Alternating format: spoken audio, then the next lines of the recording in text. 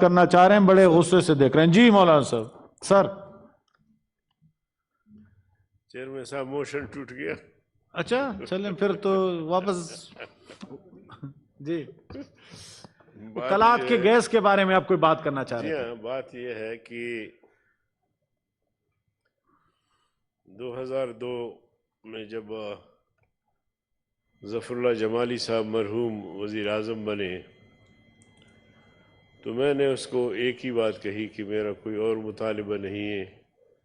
قلات پاکستان کے سرترین علاقوں میں شمار ہوتا ہے اور سردی میں 12, 14, 15 تک منفی چلا جاتا ہے, اور علاقے کی ایک قیمتی درخت ہے جنوں پر جو زیارت اور قلات میں یکساں یہ درخت ہوتا ہے.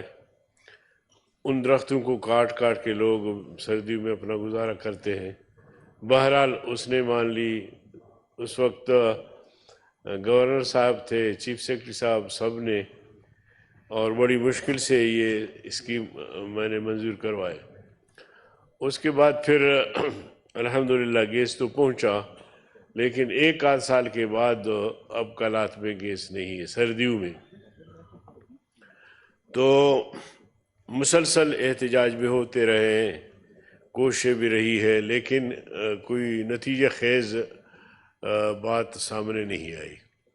اب میں آپ کے توسط سے درخواست کرنا چاہتا ہوں کہ جو کمیٹی ہے گیس اینڈ آئل کی, اس میں جو ایم ڈی گیس ہے اس کو بلایا جائے. ماضی میں بھی ہم نے ایک دفعہ بلایا تھا, اس کو بلایا جائے کہ بھائی یہ مسئلہ کب تک. ابھی بھی سردی کے دنوں میں لوگ باہر نکل آئے تھے اور سڑک بند کی تھی. ظاہر کوئٹہ کراچی شاہراہ اگر بند ہوتا ہے تو یہ تو بہت بڑا مسئلہ ہوتا ہے, لیکن ہم نے بیچ بچاؤ کیا, لوگوں سے کہا کہ ہم اس مسئلے کو حل کروائیں گے.